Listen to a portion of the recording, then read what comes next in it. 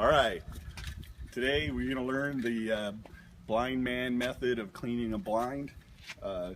This is just a regular standard mini blind. This is what the majority of the type of blinds we clean, but this method also works with 2-inch blinds. It works with plastic, aluminum, faux wood, anything that basically won't be damaged by getting wet, because there's a lot of water involved in this. So anyway, we're going to start off with your standard basic mini blind. This is about as common as they get. We've already gone over how to get them out of the windows and everything. You know, there's lots of different types, so we're not going to be covering that now. So these should be like this, wrapped up, because you've packed them up and brought them out to the wash site. So here you go. You just, of course, you unwrap it, and then we want to hang it up on the wash hooks. Make sure the wand doesn't get caught or anything. You want to make sure that it's not bound up and it's loose on there. You know, sometimes if I feel like the wand is really being a burden, it's in my way, I'll just take them off. But it's faster if you don't have to. Just try not to bump into it and break it off. I'm going to cover that some more in a little bit. So of course you lower it down. If it's not already facing front, turn it so that it's facing the front and get it all the way down. You want to make sure the blind is all the way down. So get all that little bit out if you can, because you don't want to have anything stuck underneath. All right, so we start off, good to get a nice little froth on your wash water. So we want to give it a quick rinse.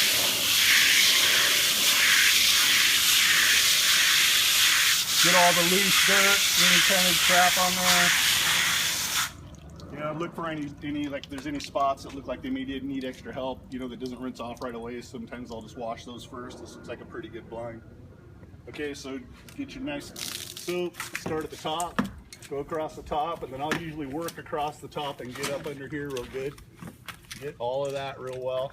Be careful, be super careful around this part of the blind. You don't want to catch the edge of your brush on that, or when you're coming on the way back, catch it on the wand or anything, because this can snap off. You see this is plastic on most of these blinds, and it's been baking in the hot sun, so it's easy enough to break as it is. You don't want to bump it too hard. Same thing goes when you're carrying it around. You want to be careful not to bump the end of the wand on the ground or against something, because it can pop that and break it, snap it right off, and that ends up costing money and time. We don't need that. So okay, so we've gone all the way across the top. So now I usually just go ahead and re-dip and start again, go again, and then go, while it's still fresh water in my brush, I go down both sides. I'll go down that side, and come down that side, and then usually you can just let go of the wand and then start going back and forth. And notice how I just kind of step down. I'm not doing this, you know, I'm not scrubbing. I'm just back and forth, stepping down the blind. If that wand's getting in your way, just hold it out of the way. Just don't bump into it. Okay? Usually about halfway down, I'll get re-wet my brush. There's no reason to put the brush in and tap off the extra soap. You want that soap in the brush. So dip it, bring it up here, right onto the blind, and start coming down the blind. So you should be able to go all the way to the bottom. Make sure that bottom, there's nothing tucked under, and get that bottom one real good. All right, so now we're done with that part of it. Now we want to rotate it. So we take the wand. It's usually easier if you kind of do it up near the top. Rotate it all the way around. Okay, usually just the top part of it will go. Usually the whole thing won't go. So then what you do is you stop down here at the bottom, and you kind of lift up this first few, and then I'll usually come over to, you know, over to the middle, usually to the first one of these strings, go right on top of it, have my fingers kind of go over it, and then you kind of lead with this, with the right hand, and follow up with the left, and it flips them right over. Now, if you get it done, I'll usually run the backs of my fingers over it again, and the reason I do that is that way my fingers don't get caught on anything. I don't get cut or anything. The back of your fingernails can endure a lot. So you do that, nothing gets caught up, everything's nice and fresh. Okay, so now you got it flipped over. You'll give it a quick little spray. You're not trying to rinse it, you're just trying to put a little water on it to help the soap flow. And now we're doing the back. Basically the same thing. Start up here, you want to make sure the top gets good and clean. Okay, and then just start working your way down, slowly down. Now, one thing you want to look out for while you're doing the backside like this is you don't want, sometimes when you have them open, especially sometimes with bigger blinds, this will create a little bit of a gap in the ladder cords, and as you come across, you'll get the brush caught somehow, or get it caught up in there. So I try, for one thing, to always kind of lead with the brush coming off. You see what I'm saying? And don't let this get caught, because what will happen is if it gets caught in there, it yanks it, and it'll make a little bend in the vein, and you can't get it out. Okay, so you be careful of that. So can you continue on down? Get the whole blind. We don't want to skip or skimp on any part of it. You want to go all the way on. Notice I'm going all the way off the edge every time. Coming back off the edge every time. Okay? If it's a wide blind, you can do half and then do the other half. But small blind, we don't have to worry about that. All right, so now we're going to flip it back. So what we're doing now, we're getting this edge.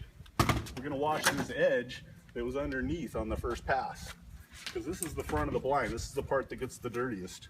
So we're going to get this, we're basically washing it to get this edge, and then of course the soap's had some time to work on it, so if there was anything that was on there that wasn't coming off, usually this pass it'll just come right off with the brush. So here we go. It's the same thing. You want to kind of start at the top, get that head rail scrubbed, and then come up underneath and get all that, and then go down. Now when you're doing this last part, there's already plenty of soap on here, so there's really not a need to keep dipping it in the bucket. There's plenty of soap to spread around to save a little soap this way.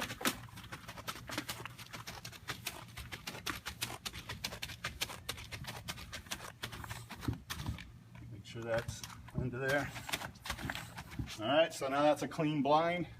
What we want to do now, I forgot to explain this, I'm going to flip it back over.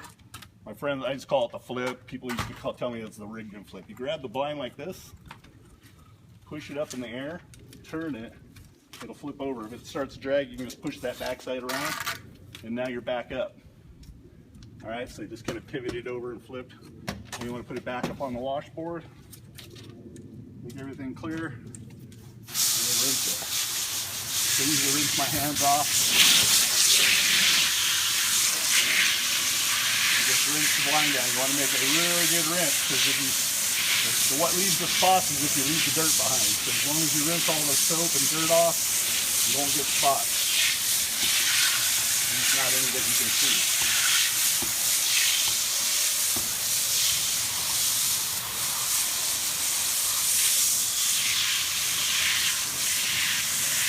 Usually, I look and see what's coming off. If it's still soapy, then I rinse it again. If it's looking pretty clear, I know it's rinsed. It's pretty good. All right, so then what I'll do is I usually grab the bottom with my right hand. I grab the bottom of the blind with my right hand and the top with my left. I bring it off, and then I'll flip it all sideways. Bring it around over here to the other side of the truck where I have my drying rack. And what I do is I'll hang it on. You want to make it on the bottom rail. You want to make sure there's a couple of extra veins. You don't want to put it in the very first one because it'll be too tight. So you want to go a couple veins in where there's a gap on the ladder and hook it on there. And I usually put it on the top one, but if it's a really long blind, you might have to put it on a lower one. But what you want to avoid is putting it on these here where there's a ladder cord, but it doesn't have the lift cord going through, or there's no router holes, because it won't hold and it'll just pull up and it'll end up bending the blind. So you don't want to do that. You want to make sure you put it through where there's a router hole and cord. So you put the other end up on this end and just kind of let it hang there. Now it's only going to stay there because what we're doing here is we're letting it drip dry, or let the excess water drip off of it right now. But then like this one here, we already did this one a few minutes ago. It's already dripped. Now we're going to take it and turn it back this way. And I like to bring it all the way over so I can get more of them on the rack. This is a big job, so we try to get as many on the rack as we can.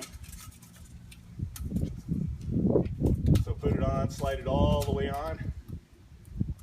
Make sure all the veins are separated. And that's the reason why we do it this way, is because we don't want any of these veins to be stuck together. Because if they dry that way, they'll peel when you unstick them. They're going to peel the paint off the back of each pane. That's not going to make our customers happy. So sometimes if you have a whole bunch of them that are stuck together, you can kind of give it a little shake, and that'll help them break free and come loose. So you get them all straight, and then I usually actuate it a little bit to open everything up and get everything lined up where it should be.